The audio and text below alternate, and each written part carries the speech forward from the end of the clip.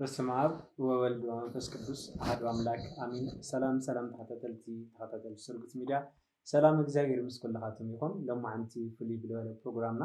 ካብ ዝነበረ ደሞ ፍልይ ብልበለ ኢና መፂናኩም ኔና ናሎማዓንቲ ጋሻይ ምን እዮም ኣምታይ ደብሪ የገልግሉ ብምንታይ ዓይነት ኣገልግሎት ከየገልግሉ ስሞም ተመልከተና ከፋልጡና እዮም። ደሕና ዶ መፅኦም መምህር እግዚአብሔር ይመስገን። በስመ አብ ወወልድ ወመንፈስ ቅዱስ አሐዱ አምላክ አምላክና እግዚአብሔር ለብታ ሰዓት ዚኣ ቃል እግዚአብሔር ክንመሃር ክንነጋገር ክንመኻኸር ፈቂዱ ስለሰሰበና ይኸር ይመስገን። እሺ ስርጉት ሚድያ ድማ ኣኽቢርኩም መልሲ ክበና እዩ ወይ ደሞ ኣብ እግዚአብሔር ክንነግረና እዩ ኢልኩም ስለዝፀዋዕኹምኒ ብሽመይ ብሽም ተኸታተልቲ ምእመናናን ካብ ልቢ የመስግን። ሽሞይ መምህር ሄኖክ ፀጋይ ይበሃል። ለገልግለሉ ደብሪ ድማ ኣብ መቐለ ደብረ መድሃኒት መድሃኒ ዓለም ከምኡውን ደብረ ትጓን ኣርባዕቱ እንስሳ ሰባኪ ወንጌል ማለት እዩ። እሺ መምህር ፀባይትና ኣኽቢሮም ድጋሚ ላብ ስቱዲዮና ብዙሕ ግዜ ኳላ መፁ ነይሮም እዮም ላብ ስቱዲዮና። ነገር ግን ፀባይትና ኣኽቢሮም ከዘለ መልሲ ልመሃብ ላብ ስቱዲዮና ስለዝመፁ ብስም እግዚኣብሔር ነመስግን። ትናሎማዓንቲ ዝሓዝናዮ ዛዕባ ወይም ደሞ ሎማዓንቲ ንነጋገረሎም ብዛዕባ ድንግልናና ብዛዕባ ሕፀ ኣብ ክልቲኡ ለለው እዮምና ስፍሕ ብልበለ ደሞ ብዛዕባ ናይ እመቤታችን ድንግልና ምስ ናይ ደቂ ሰባት ድንግልና ናይ እመቤታችን ሕፀ ምስ ናይ ደቂ ሰባት ሕፀ ኣብ ልዕሊና ዛዕባና ክንፀንሕና መምህር ተና መጀመርያ ሕቶይ ክኾን ዝሓረኽዎ ብዛዕባ ናይ እመቤታችን ቅድስት ድንግል ማርያም ድንግልናና ናይ ደቂ ሰባት ድንግልና ኣፈላላይታ እዩ። እመቤታችን ቅድስት ድንግል ማርያም ድንግል እያ ንብል ኢና እና እንታይ ዓይነት ድንግልና ኢና እያ ናይ ደቂ ሰባት ድንግልና ከ እንታይ ዓይነት ድንግልና እየ ብሉ እሺ መራረ ክብሉ እሞ ውጌርና ንኣትዩ። ፅቡቅ ጥያቄ እዩ። ናይ ድንግል ማርያም ድንግልናና ናይ ካልኦት ደቂ ሰባት ካልኦት ማለት እዩ። ምክንያቱ ማርያም እውን ጓል ሰብ ስለዝኾነት ሰብ እውን ስለዝኾነት እና ናይ ኩልቲኦም ወይ ደሞ ናይ ኣብ ኩልቲኦም መንጎሎ ልዩነት እንታይ እዩ ዝብል ጥያቄ። መጀመርያ ድንግል ማለት ትርጉሙ ተደንገለ ተሓለወ ሓለወ ካብ ዝብል ቃል ዝወፀ ኮይኑ ድንግል ማለት ደሞ ልጓል ልወዲ ልኽእል ሕልውቲ ወይ ደሞ ሕልው ለይተናኸአ ለይተናኸአት ሰብኣይ ለይኸዳ ወይ ደሞ ላብ ሰበይቲ ለይኸዳ ዝብል ትርጉም እዩ ዘለዎ ድንግል ማለት እዩ። ካብኡ ናይ ደቂ ሰባት ድንግልና ግዜ ገደብ እኒኦ። ሓደ ማንም ሰብ ወይ ደሞ ማንም ኣዶ እስካብ ላብ ሰብኣይ ትኸድ ድንግል እያ። ሰብኣይ ምስ ኸዳ ግን ድንግል ኣይኮነት። ማንም ወዲ እውን ላብ ሰበይቲ እስካብ ዝኸድ ድንግል እዩ፣ ብድሕሪኡ ድንግል ኣይኮነ። እቲ ድንግልኑ ይፈርስ እዩ። ናብ እመቤታችን ቅድስት ድንግል ማርያም ግን ድንግልና ቀዋሚ እዩ። ማንም ኣዶ እስካብ ልትፀንስ ድንግል እያ። ምስ ፀነሰት ግን ድንግልና የብላን። ምስ ወለደት እውን ከምኡ። እማ ኣምላክ ግን ብጣዕሚ ፍልይ ዝገብሮ ቅድመ ፀኒስ ድንግል ነይራ ል15 ዓመታት። ኣብ ማእኸል ፀኒስ ጓል 16 ዓመት ዝሃለየት ደሞ ድንግል ነይራ። ካብ 16 ዓመት ምስ ወለደት ለለት ካብ 64 ዓመታ ድንግል ነይራ። ድንግልና ደሞ ዘለኣለማዊ እዩ። ናብ ኣምላክ ልዕሊ ሳይነስ ልዕሊ ፍልስፍና ልዕሊ ህሊና ልዕሊ ኣእምሮ እዩ። ከምኡ ኢሉ ልብል ምስጢር እዩ። ብናትና ኣእምሮ ተመርሚሩ ክፍለጥ ይኽእል። ከቢድ እዩ፣ እፁብ እዩ። ካልኦት ኣዴታት ደናግል ክኾና ይኽእላ እየን፣ ኣዴታት ግን ክኾና ይኽእላይ። ኣዶ ክኾና ይኽእላ እየን፣ ድንግል ግን ክኾና ይኽእላይ። እማ ኣምላክ ግን ድንግሊ ኣዶይ። ብዙሓት ኣዴታት እኒአዋና ኣብ መንደር ኣዴታት ጥራሕ እየን። ብዙሓት ኣሓት ደናግል እኒአዋና ደናግል ጥራሕ እየን። ማርያም ግን ኩልቲኡ ኣጣሚራ ዝሓዘት ንክርስቶስ ምሳሌ ዝኾነት ማርያም ማለት ከምቲ ኣባ ኤፍሬም ኣብ ውዳሴ ማርያም ዝደረሶ ረሰየች ኣብ ትእምር ተዋህዱ ኣቦሲ ናይ ወዱ ምልክት ገይርኪ ማርያም ናይ ክርስቶስ ምልክት እያ። ማርያም ኣዶይ ባርያ እያ፣ ክርስቶስ ኣምላኪ ሰብ እዩ። ማርያም ድንግሊ ኣዶ እያ፣ ክርስቶስ መለኮቲ ስጋ እዩ። ማርያም ድንግልና ምስ ወለደት ኮነ ከይወለደት ድንግል እያ። ክርስቶስ ደሞ ያው ቅድሚ ዓለም ኣምላክ ነይሩ أما أخل عالم زيادة أسا لمهر لها اللي لثلاثي 3 عماوتي 3 عمتي 3 عمتي 10 معلتي لزين كمر خللا يو أملاك نيرو خزون أملاك نيرو زل ألما أملاك نت مالتي مريمون نايزي مثالية قلت إلا لا كم ناي خالت لك سبات الفوليو ناي مريم نقلنا فلي لجورة مالتي خالت سبات خلت عين تنقلنا إلى الله ناي نفسنا ناي سجا خالت أحات خالت أحوات بسقوم دنقل خونه خليه بسقا دنقل خونه خلايا بنفس نقل دنقل خونه بنفس دنقل مريم طرحية أبنت حنتي حفتي ويدم ما حدا حاو بتعمل أنكرة تتغيلو كاب دنقل الناس جا كم مقبار مالتي كم مقبار يخلقان قصير لا كم من نقار يخلقان بتعمل أنكرة وين كم من نقار كم حسابين أيه يخلقان دنقلنا يفرسي نموت عينا هيوان قدم دنقلنا سجا دنقلنا نفسها نجار دوا حمل بلد ونياتو بزح عند دنقلنا سلخونه مالتي لذي بحسب بدون قلب تشافني بحسب ودنقلنا يفرسي تعاني تدنقلنا يدق منه تدنقلنا زي دنقلنا نسيبها مش تاو دنقلنا كاولا لك جاهري خبري مسجن تدنقلنا زي تهداسي تملاسي وتلاقي من لاس دنقلنا وتبتجوار ناي سجا دنقلنا يطرح ناي دق دنقلنا مبي اتناي من ناي نفس دنقلنا بحسب الفرس تدنقل الفرس بنساي من لسي لزي من ساسات ريسيو لذا أبسه كما زي أبسه ولا زماني كما زي دنقل اللي بدله خم اللي بدله لزماه خم دنقل لولا لتو ناي حسب ناي قال دنقلنا ينبي لتو ناي تقار دنقلنا هوني ناي تقار دنقلنا بقى حدا جزين ده فريسي لا أمنت حدا جزين دنقلنا الفرسات بتكليل يتمري مخنياته دنقلنا سجا سلالي ملس حدا جزين دنقلنا الفرسات دي كنا يقبلي مخنياته دنقلنا سجا سلالي ملس لحسب جن بنسها التناجر جن بنسها بتدنقلنو يملس له مالتي كاو حميل اللي فرس له تي بحسب حميل اللي فرس لا أمنت هيوان كاب جنة مستبررت يا لا أبي الوليداتو مس أدم ركب جميرة مالتي قدمي يجين دنقلنا نفس فريسة بإذنه نا إذن دنقلنا البهني بإذنه ناي دياولس مخر سميع ناي دياولس وداسي كنتو حسات وداسي سميع زي بتشاي هونتي بقالا يتناغاغيراتو قالاو نفريسا بأقرا له لفت صبرس له بتاخيدا او زيون حدا دنقلنا فريسني مالتي قصيلا له لتو صبلس ያው በአይናሪያ በኢዳ አንጤባ ናኢድ እንጥና ናኢድ ድንግልና ፈሪሱ በአፋ በሊያ እዚ በሙሊው ያው ድንግልና ነፍሳ ፈሪሱ ማለት ነው ድንግልና ስጋ ኣብ መጽሐፍ ቅዱስ ካብ ተጻፈና ካብ ገነት መስዋዕት ምስተባረሩ ያው ለ7 ዓመት ካብ ገነት አሚጠም ለ7 ዓመት ምስተባረሩ ያው ድሕሪው አይመር አዳም ለሔዋን ይል አዳም ለሔዋን ተራኸባይሉ ሻይጥያ ለክርስቶስ ልተወልደ ማነው ለአቤል ልተወልደ ማለት ነው ስለዚህ በዚህ ምክንያት ናይ ማርያሚ ናይ ካልኦት አዋልዲ ናይ ካልኦት አሕዋቲ ድንግልና ይፈላል እሺኒ መምሬ ቃል ይተስማልና እዚ ካብልና ክርስቶስ ካብ ድንግል ማርያም ተወሊድናል ክርስቶስ ካብ ድንግል ማርያም ንክውለድ ልገበረታ እዩ ልምታይ ካብ ድንግል ማርያም ተወሊዱ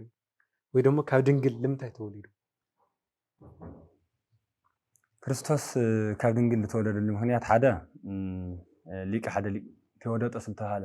ሃይማኖታው ምዕራፍ 53 ለተናገረኛ ወኢረክሰት በምንትኒ እምዘፈጠራ ድንግል በህሊናها ወድንግል በስጋها ማርያም በህሊናها ድንግልያ በስጋها ድንግልያ በክልኤ ወላ ተአምረ ማርያም ተሰምዐ ይሆና ተአምረها ለእግዚእትነ ማርያም ድንግል በክልኤ በخلተ ድንግል እሳ ብቻ ስለሆነት ማለት እዩ ስለዚህ ያው ማርያም ማለት ሓደ ምሳሌ ክትሆነ ማለት እዩ بخلتي ድንግል ለሆነት ንጽሕት ዘርኢ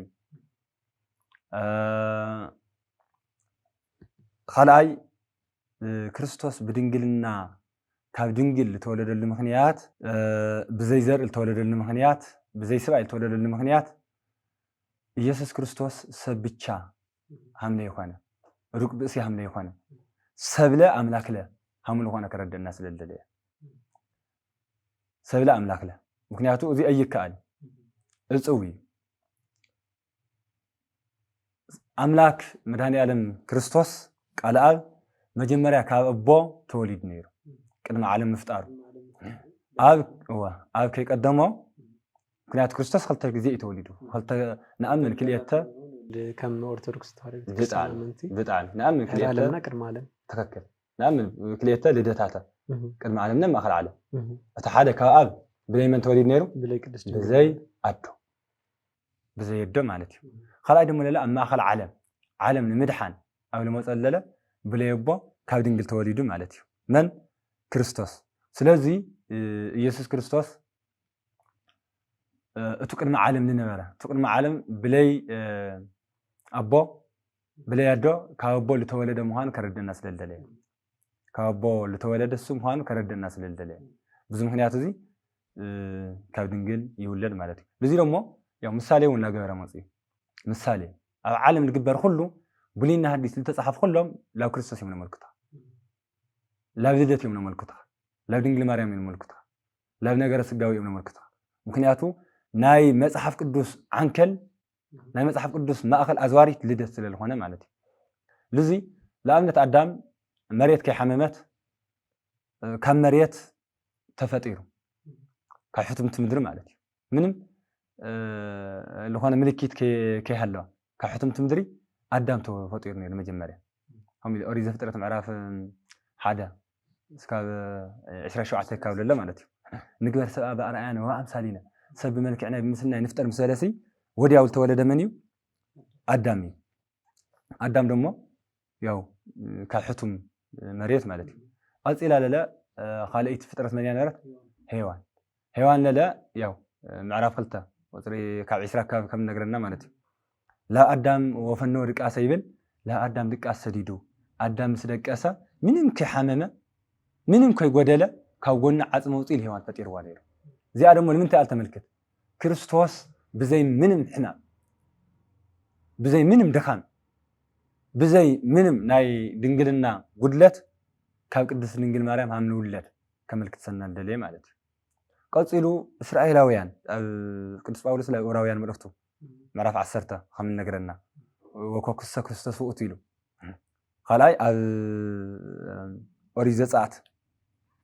ምዕራፍ 17 ቁጥሪ 6 ዘሎ ከም ነገረና እስራኤላውያን ማይ ክፀምኦም ከሎ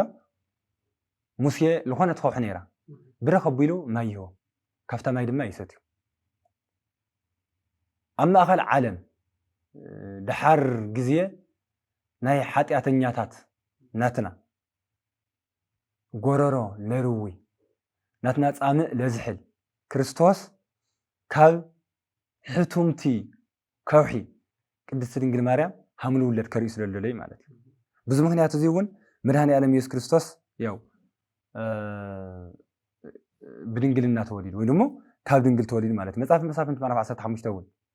ሰሙሶን ዝፀላእ ተጥፊዩ ኣብ ዝኾነ ሳራ ቦታ ሓሸዋው ዝወዝሖ ምንም ሓጋዝ ዘይብሉ ረዳእ ዘይብሉ ብዙሓት ኣእላፍ ፀላእቱ መፅኦም ወይ ካብ ብምንታይ ሸኒፎም እዩ ብመንሰካ ኣድግ መንከስ ኣድግ ገይሩ መንከስ ኣድግ ማለት ዓፅሚ እዩ ምንም በሪ የውሊ ምንም ነገር የውሊ ነገር ግን እሻዓይትኡ ሰሙሶን ማይ ፀሚእዎ ለኣቶም ሰጥፈ ማለት እዩ ማይ ምስ ፀምኦ እግዚአብሔር ኣምላኽ ብማይ ፃምእ ክትቀትል ንዲኻ ደሊኻ ልግበር ግበር ምሰለ እግዚአብሔር እንታይ ገይሩሉ ልታ መንከስ ኣድጊ ጨዲድዋ እዩ መንከስ ኣድጊ እዚ ልዕሊ ህሊና እዩ እንዲያውም ብዙሓት ሊቃውንቲ ይከራኸሩሉ እዮም መንከስ ኣድጊ ዝበሃል ቦታ እምበይ መንከስ ኣድጊ እቲ ዓፅሚ ኣይኮነ ይላሉ ጌጋ እዩ ብሰብ ኩሉ ከቢድ ዝኾነ ብእግዚአብሔር ቀሊል እዩ ብእምነት ይቀኒየለ ሕዚ በቃ ልዕሊ ህሊና እዩ ዘንማየ እየን ተቋፂረን ነይረን እታ መንከስ ኣድጊ ሃሜላ እያ ፍሊቓ ኣብ ኢዱ እኮ እያ ለላ ንእሽተይ እኮ እያ ዓፅሚ እኮ እያ ልበኮነት እኮ እያ ልደረቐት እኮ እያ ክትብል ትኽእል ኢኻ እግዚአብሔር ግን ስማዕነው ነገር ዘይሳነ እግዚአብሔር ቅዱስ ገብርኤል እግዚአብሔር ልሳነ ነገር የለ ካብቲ ዓፅሚ ማይ ሰትዩ እዚ ንምንታይ ለርእየና ኣሎ ድሓር ግዜ መድኃኔ ዓለም ክርስቶስ ናትና ፃምእ ለርዊ ካብ ድንግል ማርያም ሃምሉ ውለድ ከረደአና ስለለለየ ማለት እዩ ብዙ ምክንያት እዚ እውን ያው መድኃኔ ዓለም ኢየሱስ ክርስቶስ ካብ ድንግል ማርያም ተወሊዱ ሓደ ሊቅ بتعمي نازي مخنياتو يقلصنا غرغوريوس لبالي معرف سيسا هيمان تاو مالتي سوسه تولد اجزينا بركابي بئسي وبئسيت زكمانا بزهان انتهزبوا وامرسيو حسته كريستوس غويتا خماي خماخاي كمان نمسل كان سبعي سبيتي بزر تلولد نيرو ها بزحات متطراطرو نيرو سبيله مولو نيرو جيجا اي املاك يكون يله مولو نيرو لزمل سزي لك عصقين مدهني عالم كريستوس ካብ ድንግል ተወሊዱ ማለት እዩ ካብ ድንግል ተወሊዱ ክርስቶስ ብድንግልና ብቻ ይኾነ ብዘይ ዘርኡኒ ብዘይ ርካዊውኒ ምክንያቱ ያው እዚ ብቻ ይኾነ ወውቱ ንጹህ ምን ሰለስቱ ግብራት ዘውቶም ዘር ወርካዊ ወሰሱለ ተድንግልና ማንም ሰብ ኩሉ ተኾይኑ ግዴታ ልፍጸም ነገራት ነው እቲ ሓደ ርካቢያ ቀጽሉ ሰሱለ ተድንግልና ቀጽሉ ደሞ ዘር كازي أتم وصاء يولد كريستوس كل كازي أتم وصاء يتولد فلذي كريستوس بدنجلنا كابدنجل لتولد المخنيات انتايون تحرينا خوينا أملاك مخانو كدما عالم كأب ليدوم ولادو قصيلو لا للموتو منافقان لكي يتطراطروا كريستيان لكي يزنقعوا لكي يصححاتو كريستوس بتشاي كابدنجل تولدو موسى كابدنجل يتولداي بحر النورو قدسانون كان انجلي يتولدي لزي مسرجا من انتان كخون تبايلو مدهني على يسوع كريستوس كان انجل تولدي شنو ري اول هليكن حدا بروتستانت حواتنا للعلوان يو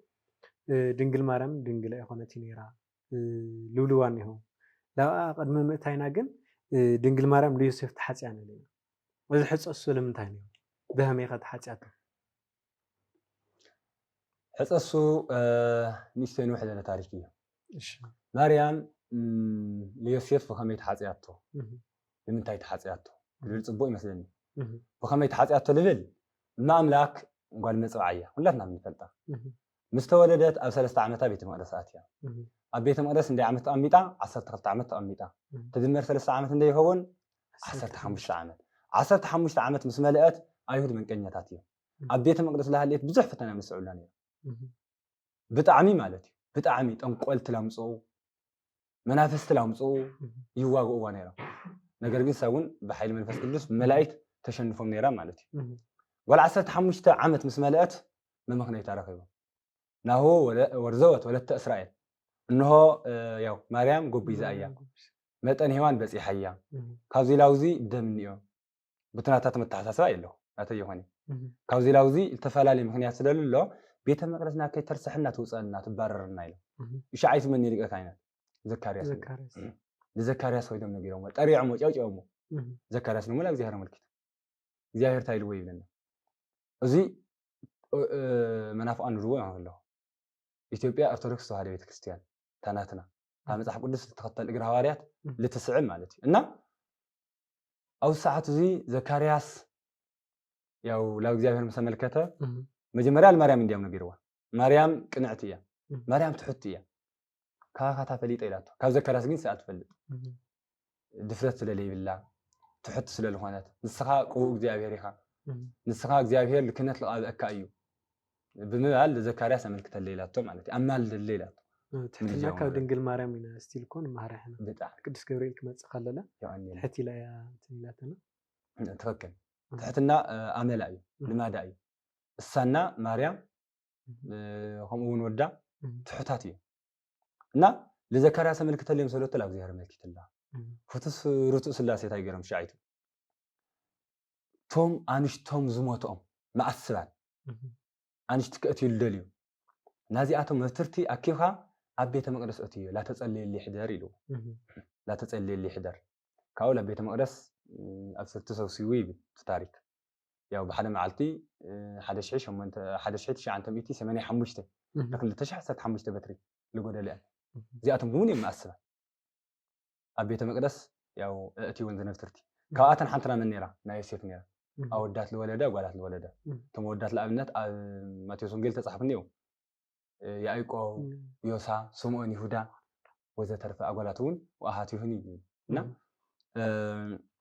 زياتهم ناي يوسفون بعد تجوز ميتسل نورة الشعية كابي ያው እዚ ክበቢሉ ኣብቲ ቤተ መቅደስ ሓዲርዎ ሃው ኣብ ቤተ መቅደስ ምስ ሓደረ ኣብ ናይ ዮሴፍ በትሪ ያው ለምሊማ ጽሑፍ እውን ተረኺብዋ ለዮሴፍ ማነው ለማርያም ሓለዋ ልብል ርግብ እውን ዮሴፍ ዓሪፋ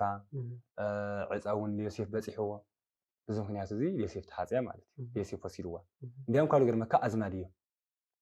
ቀረባ ኣሕዋት እዮም ኣቦኣቶም ኣልዓዛር ይበሃል ኣልዓዛር ማትያን እና ቅስራ ይወልድ ቅስራ ለኢያጨም ንማርያም ማትያን ለኣልዓዛር ለያዕቆብ ለዮሴፍ ያው ኣስማታት እዮም ማለት እዩ ያው ኣስማታት እውን ብይሁድነት በአይሁድ ምክንያት ምትሕጻይ ስለነበረ በተለይ ደግሞ ዓፀባ ግዜ እስራኤላውያን በጣም ክፉኣት ስለዝኾኑ እግዚአብሔር ለይቆየሞ ሳቶም ግድም ይኸዱ እግዚአብሔር ግድም ይኸዱ ኣብቲ ዘሌዋውያን ምዕራፍ 27 ተጻሒፉ ዘሎ አንቱም ታውሩ ግድም ይብል ማለት እዩ ሳቶም ግድም ይኸዱ እሱን ግድም ይኸዱ እግዚአብሔር ብክፉኣቶም ማለት እዩ ስለዚህ ብዙሕ ግዜ ይምረኹ ስለነበሩ ምንታን ክሕልወን ኢሎም እንታይ ይገብሩ ነይሮም ኣሳልሳይ ይምርዓዩ ነይሮም ማለት እዩ ኣሳልሳይ ምክንያቱ ጓነት ተኮይኖም ጻዕዳ ጓነት ተኮይኖም ሓዲጎም እውን ይሃድሙ ነው ዓለም ከምቲ ምፍንቃል ኩናት ገለ ክመጽእ ከሎ ምርኮ ክመጽእ ከሎ ሓዲጎም እውን ይቡን ነይሮም ስለዚ ኣመራጥ ምሳን ኣይሁዳውያን እንታይ ገይሮም ኣብ ልዕሊ ተዘምዶተ ስጋ ኣብ ልዕሊ መርዓ ግቢ ተዘምዶተ ግቢ ናይ መርዓ ሕውነት ናይ ስጋ ሕውነት ተልዩ ወይ ጥንክሪ ብምባል ኣሳልሳይ ይምርዓዩ ነይሮም ማለት እዩ እዚ ብቻ ይኾነ ናይ ኣዋልደ ሰለጳድ ዝበሃል ታሪክ እውን እዮም ኣዋልደ ሰለጳድ ማለት ያው እቲ ብሙሴ ግዜ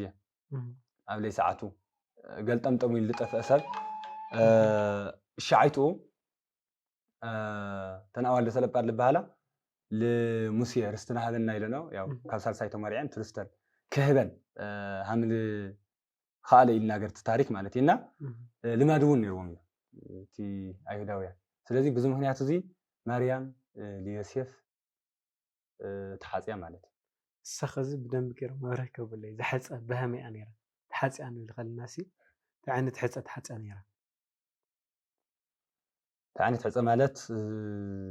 لقبي أفتو ناي مريم حصة خلت عينت حسابي دلو سلاسية خالي حاسو سبات خالي حاسو لوقاس خملي صحافو ماتيوس خملي صحافو بنا أيداويان التحساسة بنا يوسف بعلي جمر التحساسة ناي مريم حصة تانيرو لمرأة ምክንያቱ ናይ ኣይሁዳውያን ባህልታይ እዮም እንድሕር ተሓጽያ ኾንካ መርዓት ሓይስካ ናብ ገዛኻ ክትከድ ይከኣል እዩ ነገር ግን ኣብቲ ቤተ ምኩራብ ወይ ኣብቲ ቤተ መቅደስ ከም ካህናት ከይፈቀዱልካ ከም ሓለፍቲ ከይፈቀዱልካ መርዓይት ምርዓይ ለግዜ ግን ናብ ገዛኻ ትወስዳ ኣብ ገዛኻ እንድሕርኒኣ ኮይና ከምታይ ትንሕና ማለት እዩ ሻዓይት ዛ ሕጽይቲ ካልኦት ሰባት ቆልዓ ሒርዋ ባዕልካ ትሕሊ ማለት እዩ ቤተሰብካ ይሕሊ ኢልካ ባዕልካ ትሕሊ ብዙ ልማድ ነይሮም እስራኤላውያን ስለዚ لماريام يوسف لقبت حاصي لا جزء وسيدوا نجزاهر حساب خلي ناي مريم حساب لو علو افتح حصها من نورت مريم زنت تبي دنجل بانت زي ارج هلينا ولد اوغان ما وستلبا مريم زي كتب الخلاسي نايسب حساب لا امراه سلالي ارجا فرحسيات تفلد سايكم مرعيه كمرعيه ولدي وليد زعلن زي حدا مسرتك نبريه لول مريم يله زكرياس جين مريم لكتو مرعي يوسف حسيوا يوسف له لمريم لكو مرعي على جزء وسيدوا قز تم كاهنات وين انت ترهلي خزنانه همور تركس كريستيان دنجل እና ድንግል ይማራዩና ማስዋን ለሎ ይማራውና ድንግል ማርያም ደግሞ ድንግል ያ ነራ ይዛኒ ጎይታ ተወልድያ እና ሀሚላያ ማለቴ ወሊድ ዮሴፍና በህመይ حسيوم وساتهم ديبون شعيت جزء حس كألي نيرو لولدوا مثل لولده هويدو مخالف بيت كريستيان عين نساتهم أيهودنا كريستيان نمو يفعل عليه بزحنا قال كوي كاتم أيامنا لأنت تتحفني مصحف مسيا سويت المتطيع تيبل خاليلا ياو تي حدا ياكم زرع له هوكا وينو ياكم زرع له هو دحرنا لي ولده مو يتحوسي هاي مرعيال نياتهم حق كوي خالي حق يهونه ناتاتهم حق متشم هم بيت كريستيانا فايمس كنياتو ناتاتهمنا نحنا لنا يخل تسللخنا كاو لمنتا تحاصي على بلجين سلاسي دم ولله يو ነገር ታዩ اتحدا مريم ليوسف كتحص خلا كما بهيدتو فرت بس يوسف ياقف كما قلتنا مريم بأمان بأسي تيتي ማርያም ለዮሴፍ ስለል ተሓፀየት ናይ ለማን ሰብ ምዃና ከረዱና ስለለለይ ማርያም ለዮሴፍ ተሓፀየት ምክንያቱ መልአክ ከምለ ይኮነት ከረዱና ስለለለይ እንስሳ ከምለ ይኮነት ከረዱና ስለለለይ ምክንያት መልአክ ይሕፀይ ሃይለ አርያማዊት ዝብል መናፍቃን ይውላልና ሰማያዊት ሃይል ምዃን ለይ ምዃና ከረዱና ስለለለይ ለአብነት ማርያም ሲ ሰማያዊት ካብ ሰማይ ወረደት እያ ሰብ ይኹንቲ ረቃ እያ እንድሕር ምዃኖሲ ረቃ ለመርሰት ሕፀያ مرسل كعد سلالي نجزاهير حسب نعم تسكن تحسب مالك بزح حساب زي مريم يو ليسيف تحاتيا مالتي قاو لك حلوة لا من تحد حدا تايلو خمس لك فهار يلمس حلوة زكي جاي أبوتاتنا عصرت شو عتك في زمن عندهم تاكل صحفنا غلو تنقي ونمسحهم نكارو قلمتا لا أوصل لي ريوه بخالي سلالجالسو أنت تورات سلالنبو ينبي تايل فهاريها تيلو حسيا تلاقيها تيلو أقلقاليا أقابيها تيلو حلاويا يوسف تلاقي هذه المريم بدن بالله تلاقي هو بصر اليوم أهم نتارا سوي هوني نالتوسن كيلومترات هوني لا بقول تلاقي هو وريدو مسألة زخلو زعما زخلو ما يسمي تايلو اليوم ألو نلسون لمية زي أستوار ريتشي ليشي ويوسف أرجعوا يصور سنكتي زنبيلا تشكيمو سانتا تشكيمو سنكا تشكيمو لا يقول صوري الله تلاقي هو سامع تميتها تخافيل يوسف مالتي زي تلاقيها حلاوة يا دخي يحلوا اليوم بخلت سلسته حدا يوسف حلاوة تلين إبراهيم مريم أيهود بمنقاطع طمعت لواني رميا مكنياتو እንዲያውም ያሐደዋይኮ ያሐደዋይውን ማይ ዘለፋል ባህልኒው አስቲውማ ትማይ ዘለፋል ማርያም ገጻ ብሬዋ ታል ገብር ዝማይ ዘለፋ እተን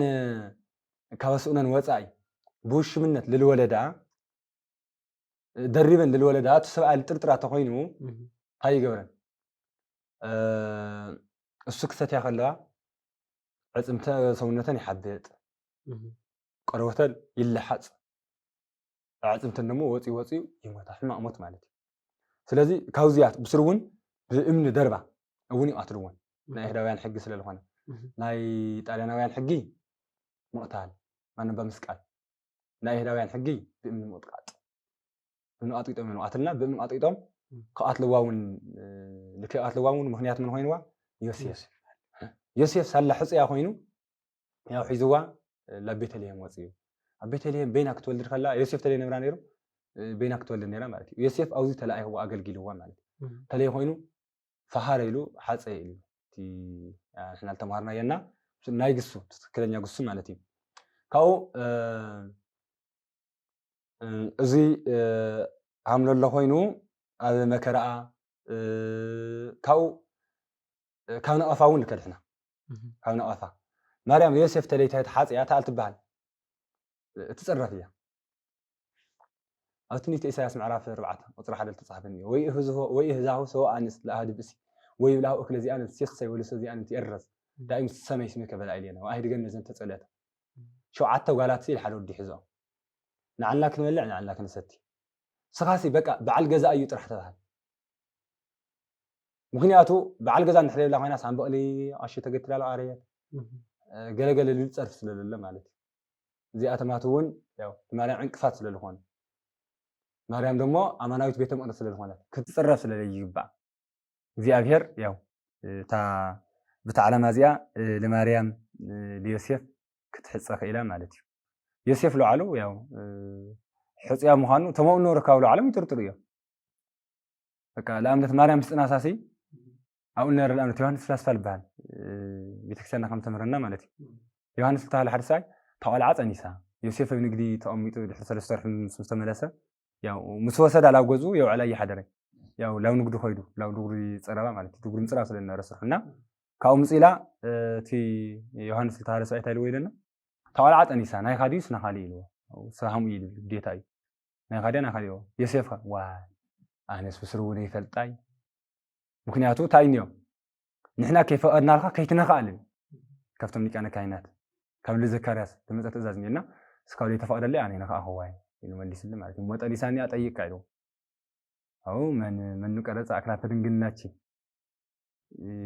تايما خوين خيل مستيا ያው ምንም ምክንያቱም እሱን አምታይ ነሩ እና መንፈስ ቅዱስ የለና ወታይልል ማቴዎስ ወንጌል ምዕራፍ 2 ምዕራፍ 1 መጨረሻ አካባቢ ወሰወታ ፍረት ማርያም ለዮሴፍ መስተሐጽያት አዱል ኮይታ ማለት እዩ ተረከበ ጽንስተ መንፈስ ቅዱስ ማርያም ጸነሰተ ካብ መንፈስ ቅዱስ እዩ ካብ ዮሴፍ ደግሞ ወዮሴፍ ሰፋሪ አስመጻድቆ ይፈቀደ ይክስታ ዮሴፍ ወፍት ሰዓት ይብጣም ይጨንቁ ነው ይርለና በጣም ይተጨንቁ በተለይ ደግሞ ወኮነ በኦት ማይል ትእዛዝ ወጣ ማ አውግስቶስ ቄሳር ከመይ ጻፍ ኩሉ ዓለም ሁሉ ክትጻፍ ትእዛዝ ስለወጽ ይነረ ዮሴፍ ማርያም ጸኒሳ ክሪያ ሁሉ ተንቀጥቅጥ ሒዘ ያ ተወጽ የሰብ ክሪያ በምን ቀጥቅጠም ቋትለዋ ካየ ይከይብል ለተፈቀደልኝ ተትሪፈያ ለምን ታትሪፍዋ ጉርቱ ፈልጡ ወክባል ወወድቀ ዮሴፍ ውስጥ ጽኑ ዋግደልና ዮሴፍ በጣም አውኻብት ይንቆል ነገር ግን ዮሴፍ ግን ዓቅሊሁ ወዮሴፍ ፈቀደ ይክስታ አላ መከረ ጽሚተ ይድጋ ከሐድጋ ደለይ ምሐዲ ዋቀ ምንም ይጋለጻይ ማለት ካው ግን መልአክ ያው እሱን ዘይተወለድ ምንያ መንፈስ ቅዱስ ወጡ ከአል ወለድ ካሰብ ላይ ሆነስ ከመንፈስ ቅዱስ ይሉ ኸምን መለሰልዩ ይነግረና ማለት ስለዚህ ማርያም ለዮሴፍ ተሐጽየት ለምክንያት ያው ሓደ ሰብ መኻና ከረደና ስለለለ ኻልአይ ጽንሲ ካጋንንት ምስሐሓት ማርያም ለዮሴፍ ተለይት ሕጸ ነይራ አጋንንቲ ልክዕ ኣብ ሄሮድስ ሓዲሮም ብዙሓት ህፃውንቲ ኣሽሓት ህፃውንቲ ኣብ ንሕረዱ ኣሽሓት ኣዴታት ኣብ ነብኾዩ ኣሽሓት ጽንስታት ክሰዱ ነይሮም እዮም ድንግልያ ምክንያት አጋንንቲ ናእዝኒ እዮም ሰሙ ለተባሃለ እዮም ሰሙ ቅዱሳን ኣቦታት ናታይ ልገሩ መስለካ لما عن تاريخ إلى حدر يلم لا أسأل لي حدره ممكن أتجان أنت ناقل سلة سمو لكريستوس لو علو أفتي سما روع النولا في رلا الله شيء مريم لافتي أنت نهارنا بزم ممكن يعتزي مريم ليوسف تحاتيا وتحرمه يا أما كرا لك حليا لك إذا زلا لك الأخا بسلاسي عيني مالتي مريم جين يوسف لك حسي على المرعى بالله لينا دوي فلت الملاك اللي تناقرت الملصت للنيرو فوي كونن يزنت انز اي امر بس ساي يفلط يعني انا ساي يفلط يالنا ብዙ ምክንያት እዚ ሽኒ ቃልዮት ይስማልና መምሬ ላውዝ ቀጽል ለው ሕተ ክንከለከልና ማሜታችን ቅድስት ድንግል ማርያም ሕጻ ምስናይ ደቂ ሰባት ሕጻ ታይፈለ ዮሴፍ ለክ ሕልያ ይተሓጽዩ ነይርና ለና ሓደ ወዲ ሰኸ ለምንታይ ኢለ ሕጻ መጀመሪያ ቀድምናው ዝመርዓ መኻዱ ከዝናውነት ሓጽያ ነው ይልና ታጓል ደሞ ተሐጽያት ባህል ያና ተሐጽያት ባህል ለምክንያት ታዩ ለምታይም ተሐጻጽ ይጓል እንወድ ጓል ይወድ ተሐጻጽ ለምክንያት ሓደ لكم مرعዩ ይተሐጻጽ ማለት እዩ ምክንያት ሕጸ ማለት ቅድመ መርዓ ለለ ነገር እዩ ቅድመ መርዓ ልክጻናንዑ لكتصانانو مالتس خمئيا خمئيل انا هم مصحف قدسي هم فتح نغس ينغر له بزاف حصه خالي غزيت المص صبو እዩ አንቀጽ ፍታ ነገስ አንቀጽ 14 صفحه ተጻሒፍኒና በጣም ብዙ ጊዜ ልውዲ እና ለምንታይ እንደተባለ ሆይኑ ተጻናኒዖም ብዙ ጊዜ ልከመጡ እሱ ናተአመል ልከጽንዕ ሰው ናተአመል ልክተጽንዕ ቤተሰብ ላፎቴ ልክጽንዕ ምክንያት መርዓ ማለት ከቢድ مرعى مالت نايوت حدا خفالي مرعى مالت ياو لا سونا تخص لخونه سب تطبق لها تلقي لها مالتي توهاد لها ስለዚህ ትልትዋሃዶ ያው መስመር ዝተዋሃድካ መዝዩ ምስጽቡቅ ዝተዋሃድካ ጽቡቅ እዩ ስለዚህ ምስጽቡቅ ሰብ ተዋሃድካ ኣብ ምድር ብቻ ላይ ሆነስ ዝዘላለም ክትነብር ለሞይነ ማሐራ ሚዲያስ ኣነ ይፈልጠም ይተምሳል ዝሓደ እንድዒ ምን ምዃነ ይፈልጠ ግን ሓደ ደኻል ተዓቢ ሓደ ሰቤት ቃል ተዓቢ ለምስ ይከራከሩ ግን የተረዳአተም خزون انا كدغمله እሺ አደ ወላዲትያ خلتا አካል ይኸም ሰዳ ምስ በዓል ትገዛኻ ግን ሓደ አካል ይኸም بدم كيرم يورهلي ምስ በዓል ትገዛኻስ ሓደ አካል ይኸም ሰብኣይ ሰበይቲ ሓደ አካል እዮም ምስተመርዑ ሰብኣይ ሰበይቲ እንድሕተመርዑም ኮይኖም ማንም ሰብ ለይፈል እዮም ለዘላለም ሓደ ኮይኖም እንነብሩ بحاجة خوينهم سبل بحال عبي فطور الولد سبل بحال عبي فطور لعبيو بحدا خوينم لك حمزن خلت عيننا خلت عيني أولا يو حنتي على الزجاج حنتي على يمان كتمتي لا بحنتي على الدمتا خلت أجرني حنتي على الدحر حنتي على المسخرية لا بحدا نخرور لك حمزين بحدا خوينم كنور تواهيدم كنور زي يكون هاي زافر دليل لذي سؤال سويتي مالت حدا أكاليم نذكريتو هادو خلت لها له حدا لهونه لك حمزو سلاسية سلسة لها له حدا أو حدا لها له سلسة سؤال سويتي لها خلت لها له حدا لها له خلتين ممكن يأتو سبيتي مستمر عخا أو قلعة تولديها قال تولديها قال سلة هونتس ناتي هونتي ناتي يأتي ود تولديها ود سلة هونسي ناتي هوني ناتي لك نسخة أي حتواني خان سألم تونيا سألم ولا تولديها زيناتي يأتي تو أي حدا ما يا تود زيناتي يأتي كأخذ للتيوم لتفتر التولدة حدث بي سلذي لو زو خناتات زي كتأت سلل اللقاء سؤال سويتي مالت أو زي تقول قبلهم والله حدا أكالية خلتها هوني أدي ودي خلتها أدي ودي نعلم سرحني سؤال سويتي جن أفتح عالم زي أدت السلام مالت هوني لهم أدلة تكبر أنا هم أكلاتي إلو لهم بأدلة تكبر أدلة فتة أدى مالت لا يو شعن تورحي ما هي أنا صيران مس دمو مس حمامو مس قرصاتو مس تفلالي فلصتو كاولا لا يا ولا حيقه زيرا حيقه تشكيما ياو هندي مسويت حليفه ناتا كل ነገር صريغا لعبيتي يادو تصقيما تحمم على حممت لعبيتي يادو እና ስለዚህ لو حدار كتات تخلخا لو تحصكنا اتخلنا لو حدار كتات تخلخا حدار ማለት ደግሞ ያው الحمد لله لهم يا لخانة سب وينهم لخانة سبس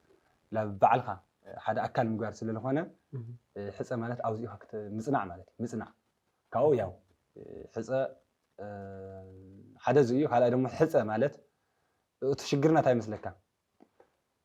تقرنيا ما نوجز فهرنا حسة لولنيو أو تقرنيا محلنا يجن كلهم حسة لو فهر مالت متياء مالتيو حسة لولا بجز جن وهوتا نسي هسيتي لخنا لوها جوز نجار مالتي لخنا جوز نجار خدان خان خاليو بقي خان خاليو نسا خان خاليو ياو تلتلمده مالتينا زي تايبال حصا يبال كاو ياو اوزين تزي تطعيمها مفلي كالي ولدناون انو يحم وللو على 3 عامات قال الحصا لمتاي متكفاتحي ليموتشي تخوينم قدمي بسغاو دم قدمي بتكليل حدا مخانو مكنياتو على حصا يخوني حدا لخون بيت كريستيان يوم بصلت يوم حدا لهون الشعيتو إذا استطعمر እግዚአብሔር ሰብ ይፍልጥ እግዚአብሔር حدا لغورو مزاجا بيت يفليه مزاجا بيتس مفاتح العنقز نياته وزي نايت كريستيان ناشن فينا يمبل بطعم الحزن كل انا اللي صار هذا انا مفاتح لهم كريستيانينا حالتي مزاجا بيت عنقز كل خلو ورديتي اي جباري ميو لمحل هاجرات الارثوذكساويان افتم الراشا اي فكري خلخليه ስለዚህ እግዚአብሔር ሓደ ልጎረስ ሰው ይፍትሕ ይላ ተባላለስ ሆዲ ለምሽ ማግል ለዓበይቲና ሃልቲ ሓደ ጊዜ ነው ማለት አውሽ ትለትሪ ዋይ ታይሞ ካቢያ ጥዕመ ተዓረስ ጥዕመ ፈቲ ወረም ጣዕም ያፈሪ በቃ ጥዕመ ፈትሕ البال የለ መፋትሕ ማይ ካብ መተዓረስ ጥዕመ ፈትሕ መተዓረው ይጥዕ ስለዚህ ቅድሚ መርዓ ግዴታ ታየድሊ ንጽንና بزي لما تايبال حصة يبال ناخذي غير مكاي قدم مراح مسكوي هوني قلتي مثلا بهاله تامراق قدم موصاس سفاد اللي بهال بجز مسكوي بهال سفاد اللي بجز وي قدم قول عموص مدحنت مجمرا كوصل له تقولعي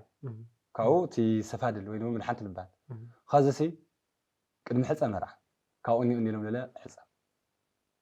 على قستي ያው ታይወላል ታማ ገበር ለምጻخنا ይሉ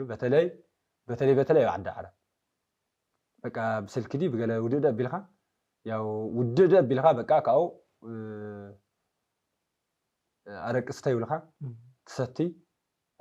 ካው ታይኔ ተተሃልስ ተለሚና ይብልካ ተወዲዶ ለልመን መጀመሪያ እዩ ያው ኑሪ ወልኹም አሁና ማል ኑሪ ያው ወዲ ጥዩ ይጓት ጥዩ ያ ይካሰ ሆነ ሁሉ ማለትና ካው እኒ ለኻ ድሕር መርዓ ድሕሪ ፅንሲ ድሕሪ ምውላድ ወገሪኦም ለ ኣረቂ ኣይበሃል እንታይ ምዃኑ ትርጉሙ ንድዒ ተረድአኒ ናሕፀ ማለት ቅድሚ መርዓ ዘሎ ነገር ማለት እዩ ሽኒ ቃልዮት የስማልና መምሪ ኦልሬዲ ብዛዕባ ሕፀ ካልኦት ዘለውና ዓበይቲ ርእስታት እኒአው ካልዕት መዓልቲ እስካዕ ንመፆም ሎማዓንቲ ኣብዞም ሒዝናዮም ነበርና ልዳሰስናዮም ዓበይቲ ዛዕባታት ኣብኦም ንእሽተይ ፍረ ሓሳብ ዝተረፈከ ይህልዮም በደምደምታ ክኾን ይኽእል ኢሎም ላሓዘወት ሃልዩ ኢላብኦ ክሕልፎ እዋ ያው ተመሳሳይ እዩ ካብቶም ተጠየቖም ናይ ማርያም ድንግልናና ናይ ካልኦት ድንግልና ብምንታይ ይፈላለ ማርያም ድንግልና ዘለዓለማዊ እዩ ናይ ማርያም ድንግልና ለኣብ ክርስቶስ ለመልክት እዩ ናይ ማርያም ድንግልና እንድሕለይ ትፈልጥ ኮይንካ ናይ ክርስቶስ ኣምላክነት ኣይትፈልጢ ናይ ማርያም ክብሪ እንድሕለይ ትፈልጥ ኮይንካ ነገር ማርያም እንድሕለይ ትረዳእ ኮይንካ ወንጌል ኣይትፈልጢ ቀፂል ለለለ ያው ክርስቶስ ንምንታይ ካብ ድንግል ተወሊዱ ልብል እውን ያው ከምኡ ክርስቶስ ካብ ድንግል ተወለደሉ ምክንያት ፍሉይ ኣምላክ ምዃኑ ቅድሚ ዓለም ነይረ ምዃኑ ኩሉ ዝኽእል ኣምላኽ ምዃኑ ከረድአና ስለለለየ ዮሴፍ ንምንታይ ተሓፅያ ልብለ ብክልቲኡ ብስላሴ ኣንግል ያው ሰብ ምዃና ከረድኡና ስለለለዩ ክስማዕ ደልዮም ማሰብ ይኹን ሰብ ምዃና ከረድኡና ስለለለዩ ብናይ ደቂ ሰባት ደግሞ ያው በተለይ ናይ ደቂ ሰባት ክብል ከለኹም ተምኡ ንርሻዓይቱ ማለት እዩ ከምዚ ጎይታሲ ካብ ኣይሁድ ለነይሩ ካብ ኣህዛብ ለነይሩ ንብልና ከምኡ እዩ ዛዕባ እዚ ብልብል ክንኸዶ ትፈክልዎ ብከምኡ እዩ እና እዚ ይመስል ያው ኣኽቢርኩም ስለ ዝፀዋዕኹምኒ የመስግን ላይ ብቻ ምፅዋዕ እውን ዘይኮነ ቃለ ወንጌል ዓለም ክባፃሕ ልትገብርዎ ልትረኽምዎ ልትፅዕርዎ ፃዕሪ ያው እስመ በብዚ ድካም ወፃ መሃለወኒ ንመኣ ንመንግስቲ እግዚኣብሔር ልብል ያው ኣብ ትግራይና ዘይተለመደ ነገር እዚ እዩ ያው ታልሐሸት ንእሽተይ ተስፋ ንረኽበላ እዚኣ ስለኾነት ንስኻትኩም እውን ክትግብዙ ይምሕፀነኩም ሚድያና ያው ኣብቲ ወይ ሰበክ እዚ ወንጌል መንግስት ውስተ ኩሉ ዓለም ወንጌል እዚ ዓለም ሙሉእ ክስበክ እዩ ልብል ኣብ ዓለም ክባፃሕ ያው ናትኻትኩም እውን ሓላፍነት ስለለሎ ንስኻትኩም ተጠየቕቲ ስለዝኾንኩም ትሕለዮ ወፃ ኮይኑ ኣበርቲዕኹም ክትሰርሑ ምንም ጥቕማጥቕሚ ካልእ ስራሕ ከየበበኩም ኣብ መማረፂ ስራሕ ከይረአኹም እዚ ግዴታኩም ስለዝኾነ እና ያው ይቀኒየለ እሽኒ ይቀኒልና ተኸታተልትና ተኸታተል ስርጉት ሚድያ እዚ ዝነበረና ፃንሒት ኩሉ እዚ ላብ ኩሉ ለኽባፃሕ ላብ ኩሉ ኣማን ለኽባፃሕ ሼር ላይክ ሰብስክራይብ ብምግባር ቤተሰብ ኮኑታ ቀፃሊ ደሞ ላዕሊ ሕቶታት ካባኻትኩም ለክመፅእ ይኽእል እዮም ኣብ ኮመንት ላፀሓፍኩም እዚ ፕሮግራም እዚ ልክዓቢ ልክበረታታዕ ናይኹም ግደለ የድልዮ ኢና ኣብ ኮመንት ፀሓፍዎ ለለኹም ሕቶታት ምስ መምህራና ኣምዚ ምስ መምህርና